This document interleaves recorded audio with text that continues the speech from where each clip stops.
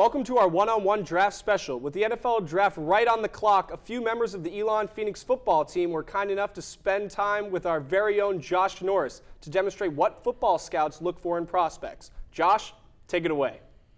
Welcome to this one-on-one draft special. I'm Josh Norris. In this segment, we're going to talk about what makes this year's top talent so good, and in many cases, how they can improve. So let's get started with the running backs. Speed is key for running backs like C.J. Spiller and Javid Best. What's vital in this league are patience and vision. Fresno State's running back Ryan Matthews does this the best in this draft. What Matthews does so well, though, is he understands play design. And as we demonstrate here, what you want to do is when your linemen pull and the rest of your line blocks down, you're reading those big backsides. You're patient, and then boom, you hit the hole. And once you're in the secondary, you better watch out. Here is a perfect example of what makes Matthews so good. In this play, the line blocks down, leaving the defensive end open for the pulling tight end. Two holes appear to be open, however, Matthews knows the safety will fill one of them, so the best play is to run off of the pulling tight end. Matthews is also great at squaring his shoulders and bursting through the hole. His top end speed is also underrated. Even like the first-round pick Kyle Wilson of Boise State can't catch him. Now it's on to everyone's favorite, the quarterbacks. And this year, the two most notable names are Sam Bradford and Tim Tebow. And the reason I think Bradford would be the #1 pick in this draft is because of his ability to deceive defensive backs in coverage and pump fake. You'll see here that when a defensive back is in coverage, often they're reading the quarterback's eyes. So what Bradford does is take advantage of that, and will even pump fake to get the safety to commit. Then once he does, double move by the receiver leaves him wide open. Even though Bradford missed most of his junior season with a shoulder injury, he is still regarded as the #1 quarterback in this draft. On this play, Bradford looks off the secondary and gives a quick pump fake, forcing the safety to bite, leaving the middle of the field open for the touchdown. Now let's take a look at Tebow. Yes, he was a great leader and college quarterback, but that was all despite some terrible throwing mechanics. On his windup, he starts all the way down at the waist.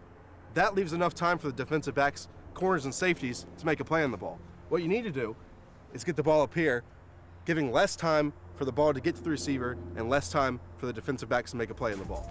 Here is a good example of Tebow's throwing motion. The ball is held way too low, resulting in a longer throwing motion and a slower release, making it easier for safeties like Eric Berry to intercept the pass. Safeties like Berry are a dime a dozen in the league, and if Tebow does not improve his throwing motion, his chances of playing quarterback are slim. This is where the game is truly won and lost, in the trenches. And in reality, it's all about neutralizing the hands. Players like USC's Everson Griffin use it to their advantage. To beat a block, you can either dip and rip or slap and swim. Then, if you're the quarterback, you got a whole lot of human coming right at you. Here we see Griffin's technique on display. As we just saw on the field, Griffin controls the blocker's hands and swims over him with a clear lane to the quarterback.